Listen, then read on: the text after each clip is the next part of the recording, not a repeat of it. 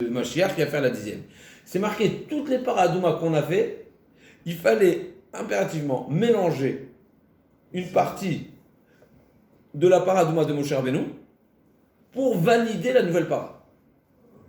Et Rashi dit, je vous lis Rashi, Veikro elecha leolam inikrat al shimcha parasha Moshe bamidbar. Déjà, elle s'appellera toujours la para de Moshe Rabbeinu. Et après, le Sifter Chaim ramène ici sur place, ce que Rashi va nous ramener dans le Pasuk ensuite, qu'il fallait, Vayalachem le Mishmeret, on avait une obligation de garder un échantillon, de manière à ce qu'il y ait deux échantillons. Un échantillon qui sera toujours en réserve, et un autre échantillon, comme on vient de dire, que toutes les paradoumas ne seront validées seulement une fois qu'on aura mélangé le petit échantillon de Moshe Rabbeinu. Donc non seulement le tam de la paradouma, c'est seulement Moshe Rabbeinu, en plus, la paradouma, elle s'appelle la para de Moshe. Et troisièmement, non seulement, elle s'appelle pas, c'est pas seulement glorifique, c'est pas seulement une marque de kavod, mais c'est que la paradouma n'est validée que par Moshe Rabbeinu. Alors comment ça va être pour la 10e? Chazak, il a fait mode. Alors moi, est-ce que Moshe sera là? Est-ce que je me suis posé la question? Est-ce qu'on retrouvera l'échantillon chez là? Quand la manne, alors, c'est tellement caché quelque part. On retrouvera Chazak. Alors, Chazak, ça me fait tilt parce que la manne aussi, il y a un rapport entre Tinsenet Aman qui avait une obligation de garder un échantillon de manne, et encore une fois, on part complètement ailleurs, mais la manne et la Torah aussi, il y a un rapport très proche. Et a priori c'est lié, puisque c'est marqué que l'onitna Torah la loch le aman. Donc on a besoin de garder un échantillon quand c'est cachour avec la Torah, parce que c'est quelque chose qui est. Mais revenons, en tout cas, pour revenir, donc il y a une particularité dans cette mitzvah-là, et que c'est un chok particulier, pas comme tous les autres chukim, comme nous avons mentionné, et qu'il y a un rapport avec Moshe Rabbeinu et la paradouma. On va citer un autre Rashi maintenant, c'est un domaine parallèle dans la paradouma, que la paradouma, a priori, elle vient pas seulement purifier, en tout cas, elle vient pour purifier, mais il y a un midrash qui dit que cette mitzvah-là, elle est venue être mechaper, quelle faute? Le veau d'or. Quel rapport le veau d'or et l'impurification du mort? L'animal. Pardon? L'animal déjà. Oui, l'animal, je suis d'accord. Ça veut dire que si on peut répondre que c'est par rapport au choix de l'animal, c'est pour le veau d'or. Mais la purification de la paradouma, c'est en rapport? Toute la mitzvah dans sa globalité. Après, ça n'a rien à voir. Alors, je vous lis Rashi. Rashi va dire toutes les précisions des différentes de tout le processus de paradouma. C'est Echad al Echad, c'est vraiment en parallèle très très étroit avec le veau d'or. On va citer quelques exemples. Il ressemble à l'or déjà, à l'or orange. Bien fait. Le feu, ils ont brûlé les bijoux.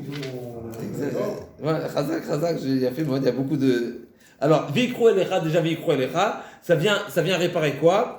Michelahem, Keshem, Shem Parkoun Izmezav, la Hegel Michelahem, de même qu'ils se sont déchargés, si on veut, ils sont désornés, je ne sais pas si on le dit, de leurs bijoux pour le veau d'or, là aussi ils devront participer pour acheter cette para. Car le kapara. Paradouma, Machal et Ben Chifra, donc Tavo à M et Kaner Toad Bena, c'est l'exemple du petit, de l'esclave, de la servante qui a sali le palais. On appelle la mère, on dit viens nettoyer. Adouma, Alchem, Shachet Kaoui Adom. La faute, elle est comparée rouge. Donc pour une capara, pour se faire expier, donc il faut prendre une bête qui a l'apparence rouge pour réaliser que ça va venir en tant que capara. Pourquoi rouge Roux, parce que roux, c'est l'expression de la faute. C'est comme au Beth Amikdash, il y avait le ruban rouge quand on allait.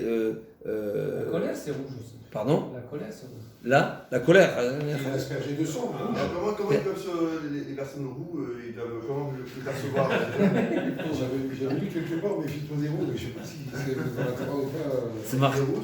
Si je ne me trompe pas, c'est marqué que David Amelech, il était roux. Donc ça va, on a des bonnes références. Maintenant, c'est sûr qu'il y a une notion il y a une notion de sanguinaire quelque part. Le roux, c'est le sanguinaire. Il y a maintenant, c'est marqué que le sanguinaire, c'est pas seulement s'il est roux. il y a le Mazal Ma'adim, celui qui est. Ma'adim, c'est Mars, hein, si je ne me trompe pas. C'est Mars. C'est Mars. Donc celui qui est sous le. En Mazal Israël, mais ça, la Gemara, elle parle de ça. En tout cas, il y a cette notion. Alors il faut s'orienter, ou qu'il soit Moël, ou Shochet, ou Rofé, qu'il soit chirurgien, etc. Ça veut dire il faut orienter si on pourrait dire ces tendances naturelles dans un domaine caché. Vous prononcez pour le son. Pardon ? Vous prononcez pour le son. rouge. Ouais. Mais pourtant les habitants sont verts, c'est ça, c'est. Alors Elazar à Cohen, pourquoi Elazar à Cohen ? Parce que là aussi ils se sont dans le Chet Hegel, ils se sont orientés vers Aaron. Ils lui ont demandé de faire. Pourquoi c'est pas Aaron à Cohen qui fait la paradouma ? Parce que c'est lui qui a été, si on peut dire, initiateur du Chet Hegel. Pourquoi Vessara fait ta para ? Parce qu'on a brûlé le veau d'or aussi. Donc finalement donc Rashi ramène vraiment que tous les détails de la paradouma pour arriver à ça. C'était vraiment et a priori. J'ai pensé à deux questions que j'ai pas vu poser, j'ai pas vu non plus de réponse. C'est juste pour partager avec vous. Voilà. Non. A priori, qu'est-ce qu'on dirait pour les Lévim qui n'ont pas fauté ? Si réellement la purification de Paradouma, c'est parce que nous avons fauté au Vaudor. Mais a priori, les Lévim n'ont pas fauté. Et a priori, les femmes aussi n'ont pas fauté. On est tous responsables. Il y a fait mode, on est responsable. Il y a fait mode. Donc, mais ça veut dire déjà que c'est pas une dimension de faute du fauteur, mais c'est une notion bien plus large. Ça veut dire que là, on est lié, mais je voudrais dire peut-être plus que ça veut dire que non, je suis d'accord, c'est sûr qu'on est lié, mais je voudrais dire que le fait qu'on est lié, ça a causé une conséquence sur tout le peuple d'Israël, pas proprement à la faute, mais c'est une notion beaucoup plus large. Plus que ça veut dire dans la faute du veau d'or, sans rentrer exactement dans le sujet, mais la question qui est posée, c'est qui est-ce qui a fauté, combien ont fauté, c'est-à-dire, sans parler seulement des Lévites que eux ils n'ont pas du tout fauté, mais même la faute du veau d'or, mon cher Rabbeinu, il a pour revenir à Kav Zechut, il a plaidé pour le peuple d'Israël. Il a dit, c'est parce que tu leur as donné beaucoup d'or et d'argent qu'ils ont fauté. Donc finalement, il cherche à savoir exactement c'est quoi la faute du veau d'or. Mais en tout cas, ce qu'il est clair, c'est qu'il y a, a priori, il y a deux notions qui sont en relief dans cette kapara qui est à travers la paradouma. Un, c'est un rapport étroit avec l'étude de la Torah. Et deuxièmement, c'est en rapport avec le veau d'or. Alors, juste encore une fois, c'est un petit peu superficiel, mais c'est clair que le veau d'or, qu'est-ce qui nous a causé le veau d'or ? Il nous a causé qu'on a perdu les premières tables. C'est marqué qu'avec les premières louchot, on était à un niveau si élevé que notre approche à la Torah, il était beaucoup plus puissant. Et une des particularités, c'est qu'on étudiait et qu'on n'oubliait pas. Les louchot shniot, ils étaient les deuxièmes tables, ils avaient une autre dimension. Et donc, on se doit davantage de se donner à la Torah. Donc déjà, on va essayer de déjà relier les deux notions. Il y a une notion déjà de cette notion-là, de ce rapport avec ce qu'on a posé la question, le Rachem Akadosh, et l'autre passage qui dit qu'on voit que la Torah nous enseigne la manière d'étudier la Torah dans cette paracha de Paradouma qui est Adam Kamut Baoel. Eh bien, bien sûr qu'il est cachour directement à Paradouma. Pourquoi ? Parce que c'est à cause du veau d'or qu'on se doit de s'investir davantage, parce que si on ne s'investit pas, on oublie la Torah. Donc si on s'oublie, donc quelque part, une partie du Hamal à Torah, une partie d'investissement dans notre étude de la Torah, c'est parce qu'on a l'oubli. Et l'oubli, c'est à cause du veau d'or. Donc, donc on a posé la question, comment se fait-il que dans cette paracha, on nous rappelle la manière d'étudier la Torah ? Mais bien sûr, parce que cette paracha, la paradouma, elle vient réparer le veau d'or. Et le veau d'or a été la cause de notre si on veut, notre oubli, et donc notre devoir de s'investir davantage dans la Torah. Maintenant, on ne va pas s'attarder davantage, mais juste pour revenir aux premières questions qu'on a posées, à savoir... C'est en dehors du camp ? Pardon ? Ouais, Alors non, j'ai pas expliqué. Ça, c'est la partie de Chok. Moi, ce que je veux revenir, c'est les premières questions qu'on a demandées. Purifier. Pardon ? Ouais, ça aussi, c'est un des Chokim. Moi, je veux revenir à la notion de la différence de ce Chok par rapport aux autres Chokim. encore une fois, on a dit, on va essayer de piocher ce qu'on trouve dans l'autre roc, à savoir la manière de cachériser les ustensiles qu'on prend chez le goy. A priori, et on retrouvera ça dans la Haftara aussi, que la purification, la notion de purification, et on revient aussi avec l'idée du Orachem Akadosh, la notion de purification, elle est propre, c'est le cas de le dire, au clan d'Israël. Pourquoi ? Parce qu'on a la Torah. Quelque part, c'est une des mitzvot. On a posé la question, il y a d'autres chokim dans la Torah. Pourquoi c'est seulement ce chok que les goyim vont revendiquer ? La réponse, elle est parce que eux, ils ne pourront jamais être concernés par ce chok quelque part parce qu'ils n'ont pas la Torah. Ça veut dire, il y a d'autres chokim. Ça veut dire, si on veut, en résumé, c'est un chok qui exprime notre particularité qu'on a reçu la Torah. Et ça, c'est une démarcation de tout le goy. Mais les 7 lois de Noah font partie de la Torah. Oui, mais pas dans la globalité de Matan Torah. C'est sûr que c'est. Le goy ne fait que des choses rationnelles dans tout ce qui est choup. Justement, il n'y a pas de travail. Nahon, mais on a posé, je suis d'accord, mais on a posé la question qu'a priori le pasteur dit clairement dans Vaetranan que le goy aura du respect envers nous parce qu'on a des choukim. Ça veut dire quelque part, ils acceptent les choukim. Ils n'ont pas de problème qu'en face d'eux, il y a un peuple élu, un peuple qui est. Ah, si, parce que. Ça va les conflit. Non, ils vont. Le pasteur dit. Qui remet. Ve'amrou, ils vont dire. Quelqu'un de rationnel, ne pas comprendre quelque chose, c'est terrible. J'entends. Donc, comment on peut reconnaître celui qui fait quelque chose qu'il ne comprend pas ? Mais c'est Dieu le patron. Mais quelque part, même le goy. Ils sont loin de là encore. Mais quelque part, même le goy est d'accord qu'il y a quelque chose au-dessus du rationnel qui est tolérable. Et c'est pour ça que c'est marqué Vamrou rak am chacham venavon agoy gadolazé. Le Israël qui ont des choukim, c'est qu'il est navon, c'est qu'il a un niveau particulier. Et Berolzot, concernant le chok de Paradouma, ça il n'accepte pas. Pourquoi ? Parce que justement, ce chok de Paradouma, il vient justement différencier le peuple d'Israël des goïms. Il vient, c'est une mitzvah. Les choukim, ils font la différence entre les goïms et les... Oui, mais celle-là, elle exprime particulièrement, parce que l'impurification, elle ne provient seulement parce qu'on a la Torah. Donc quelque part, c'est comme si que ce chok dit, c'est un chok qui nous concerne que à nous. Quelque part, le goy, à la limite, il pourrait observer. Oui, mais il pourrait observer une autre. Le Shabbat ne concerne que nous. Il n'a pas Je suis d'accord, mais il pourrait observer le goy. Le goy pourrait observer toutes ces mitzvot. Le Limud Torah, il peut pas. Il pourrait observer toutes les mitzvot, le goy. Mais d'étudier la Torah, il peut pas. Il va l'étudier comme une science. C'est un problème d'enseigner la Torah au goy. C'est marqué, Mishpatim Baledaum, il y a un interdit d'enseigner la Torah au goy.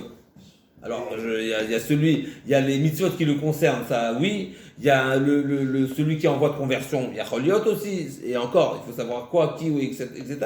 Il y a des halachot bien particulières. Mais de manière générale, on n'a pas le droit d'enseigner. La Torah, c'est marqué Torah Tzivalanu Moshe Moracha Kilat Yaakov.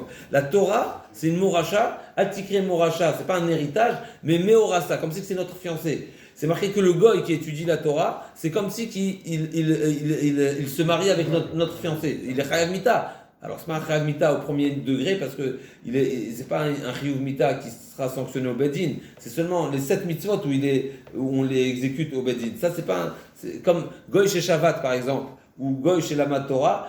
Sur ces deux exemples, c'est marqué qu'il est chayav mita, mais c'est pas chayav mita qui va être exécuté, mais ça veut dire qu'il est comme un chiyuv mita des shamaïm. Le jour où ils vont reconnaître, où les choukim vont pour eux être quelque chose à vénérer, c'est uniquement à l'avenue du Mashiach. En attendant, on a des soucis avec les goyim. Il y a Choliot que au temps de Shlomo Melech aussi, il vénérait le clan d'Israël quand il y a Mashiach, ils ne pourront pas utiliser les goy. Le goy restera goy. Même après Mashiach. Le goy est goy.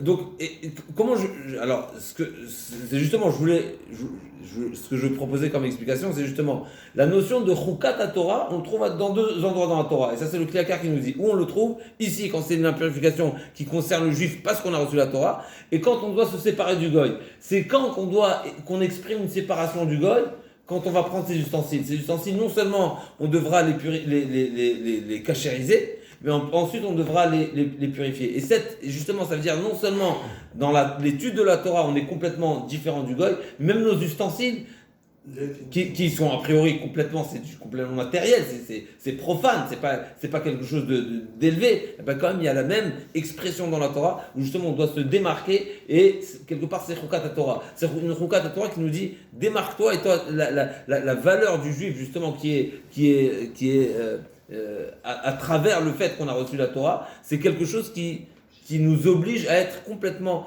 démarqués. Et quelque part, la Torah a besoin, et ça va répondre à une question, moi je suis toujours dérangé, je suis encore dérangé, mais ça répond peut-être un petit peu. Comment se fait-il que la Torah a besoin de nous donner des moyens de répondre au goy?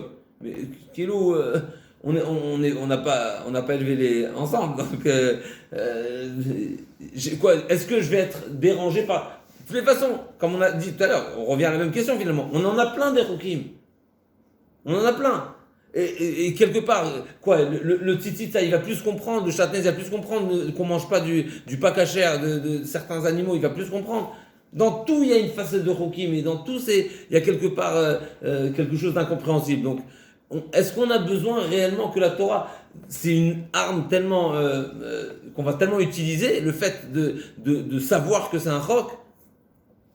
Est-ce qu'on a besoin de savoir que le gars il comprend? Qu'est-ce qu'on s'en fiche si le gars il comprend pas ça? Ouais. Non, mais nous, si on rencontre un gars dans la rue, il nous pose des questions, il veut savoir pourquoi vous faites ça, pourquoi vous l'époque, on a le droit ou pas de lui répondre? On pourrait lui répondre, il n'y a pas besoin d'approfondir. Pour nous, non, on peut le dire, c'est chapeau. On peut dire que samedi, on n'active pas. Oui, mais sans rentrer dans les... Il ne faut pas l'expliquer. Il n'y a pas besoin d'expliquer. Encore une fois, maintenant, je ne sais pas s'il y a un interdit de lui donner le secret de la Torah. Ouais, ça c'est, on parle des secrets. Peut-être, je sais dans la réponse, peut-être le gars il fait tellement partie de la nature et que notre rôle c'est d'élever la nature, que le fait qu'il comprenne, bah, ça fait qu'on fait notre travail dans ce monde. Non, mais nous on comprend pas, on va pas lui expliquer des choses que nous on comprend pas. Ah, le roc, Donc quelque part, la Torah nous dit, tu sais quoi, toi tu comprends pas, le goy il va se moquer de toi que tu comprends pas, sache, je vais te réconforter, sache, tu comprends pas. C'est ça ce qui se passe. Qu'est-ce qu'on a gagné avec ça? Qu'est-ce qu'on a gagné avec le fait de savoir c'est un roc? Mais ce que je proposais, c'est justement le roc, il est marqué dans l'expression du roc que la Torah nous met ici, c'est que le roc, il est justement, t'es pas le goy. Cette particularité de cette mitzvah, c'est justement, sache que t'es pas un goy. Sache que je vais te donner une mitzvah, quelque part que le goy est dérangé. Pourquoi? Parce qu'il réalise qu'il est goy et toi t'es pas goy. C'est c'est ça qui va le déranger. C'est ça qui va le déranger. Et c'est dans ça, mais maintenant on doit se réconforter. C'est-à-dire que nous on doit réaliser que finalement, c'est pas l'incompréhension la problématique, c'est la différence la problématique. C'est la distance la problématique. C'est la. On creuse un fossé. Oui, et le fossé, il faut qu'il soit. C'est pas au contraire. Et on revient à ce qu'on a dit que plus on cherche à s'assimiler, plus le goy au contraire, il ne va pas nous respecter. C'est marqué comme il dit, il y en a un qui m'a rappelé une phrase d'un philosophe, c'est l'antisémitisme c'est parce qu'il y a l'antisémitisme qu'il y a du judaïsme, un truc dans le genre. Où il y a la religion, pas tout à fait le judaïsme. C'est l'antisémitisme qui protège, en tout cas, la religion. Pourquoi? Parce que justement, le fait qu'il y ait un opposant, ça... Donc au contraire, alors c'est une phrase d'un philosophe, mais je crois que c'est un passouk méfourache, c'est une gemara méfourachette. La Gemara dans Megillah dit que de quelle manière il nous fait revenir à la tchouva, c'est qu'il est mamidanu mener caché kaman. Il nous inflige sur nous des décrets durs comme ceux de Haman. C'est-à-dire que finalement, Haman, c'est le plus grand antisémite du monde. De l'histoire, c'était celui qui a eu le plus grand projet. Ça n'a pas réussi. Il y a d'autres projets qui ont malheureusement, a priori, ils ont réussi. Mais finalement, lui, il dit explicitement, le décret, il était là, tout le monde en même temps, le même jour, plus que l'autre. Tout le monde le même jour. Ils étaient tous a priori au même endroit.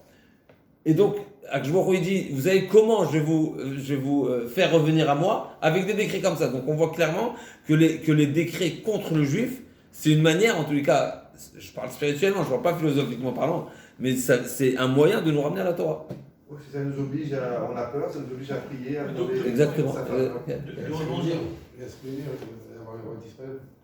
On est comme l'olive, on compresse sur le jus.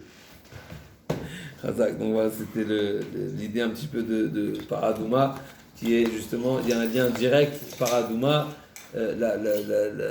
l'étude de la Torah, et Mais bon, le pardon du veau d'or. Mais là, elle devient plus compréhensible et on trouve moins de rock Alors, tout ce que vous venez de nous dire. Donc, Alors encore une fois, ça n'explique pas c'est des idées qui sont pas propres à la mitzvah, mais mais on a une, c'est à travers cette mitzvah qu'on doit. on a une idée. Ça donne une idée. Mais alors, et le fait est que, parce que vous disiez que on doit prendre les objets, les ustensiles, les brûler pour les cachériser, après le tremper, une fois que c'est trempé, il est purifié. D'un côté, on le purifie par le feu, et après, on le... Alors ça s'appelle purification. Le feu, c'est une cachérisation, comme un Pessah. Et la purification se vient avec... C'est ça qu'on n'est pas obligé de tremper au mikvé après. Non, ça c'est la séparation avec le goy. Le mikvé, C'est pour justement, le goy. c'est par rapport au goy. Et pourtant, la vache, enfin, on prenait des cendres, un petit peu de cendre qui était à l'extérieur, on la mettait avec de l'eau, et après on aspergeait, et là on était purifié. Donc il y a peut-être aussi ce lien, ce qu'on a fait, le fait de quelque chose qui a été brûlé, mélangé avec de l'eau, et là, je sais pas. Alors comment vous expliquez le fait que si on achète des ustensiles chez un juif en Israël, alors que c'est des ustensiles fabriqués qui viennent de Chine ou d'ailleurs, on n'a pas l'obligation de les tremper au mikvé, parce qu'on les a achetés à un juif. Normalement, on doit le faire, sauf s'il a été finalisé par le juif. Mais normalement, on doit le faire. C'est lui qui fait les achats. C'est lui qui a été en Chine faire les achats. Non, on doit le faire. On doit le faire. C'est seulement si l'objet il a été finalisé. Par exemple, c'est lui qui a fait un montage. D'après certains, voilà, d'après certains, le fait d'avoir, par exemple, changé la prise, parce que des fois c'est pas les mêmes prises, etc., ou d'avoir modifié, d'avoir finalisé quelque chose, d'après certains, c'est. Le kumkum, c'est marqué. Le petit kumkum, c'est marqué. Pas besoin de mikvé. Alors. Parce que ça a été acheté en Les produits électriques. Moi j'ai vu des gens tremper pour faire ça, des bouilloires. La bouilloire, ouais, la bouilloire. Bah ouais, la bouilloire, il faut la tremper, la bouilloire. Ouais, sèche après. La sèche, au soleil ou au sèche-cheveux. Ouais, il faut la tremper, la bouilloire. Une bouilloire, ouais, il faut la tremper. Des presses, tu sais, pour faire des gaufres, etc. Bien, tout ça, il faut tout vider, hein. C'est vrai que l'intérieur, il est... Après, il faut bien le faire sécher, mais le toaster, le gaufrier, la friteuse, tout ce qu'on pourrait, tout ce qu'on pourrait avoir. En principe, sur les trucs comme ça, c'est des plaques que tu... Ouais, les razak, d'accord, ça c'est pas obligé de. Bien sûr. En contact avec les aliments. D'accord, bien sûr. Pas toute la résistance et tout. Si c'est pas en contact avec Si l'aliment. ça se démonte, ça n'a pas de problème. De toute façon, la friteuse, moi j'ai pris le bac qui se démonte, enfin les serviettes. Le bac, tout et le panier, c'est la seule chose que j'ai trempé. Ça suffit. Le bac qui est, dans lequel il y a l'huile, alors je ne connais pas, il doit y avoir plusieurs modèles, mais si le bac dans lequel il y a l'huile, il se soulève, il n'y a pas de problème. Hein. Le panier dans lequel Le panier, les frites. Alors maintenant, la chose que j'ai pas trempée. Ah, c'est la résistance. La résistance. Mais de toute façon, la résistance, c'est que du feu, donc c'est brûlant. Mais elle n'est pas en contact avec l'aliment. Je sais pas quoi vous dire. Elle n'est pas en contact avec l'aliment. Non, la cachérisation, tu confonds C'est peut-être cachérisation et l'aliment. Non, la Tvilat Kelim, je sais pas. C'est le, comment on dit, c'est le, Hein comment il dit Le là purificateur. Purificateur, c'est ça. Je sais Et pas comment dire. le feu, c'est la C'est cachérisation. l'obénite. Donc il est cachère, mais c'est le côté spirituel. Donc c'est eux qui ont pris notre livre de Chine. Ouais, mais écoute, tout pris.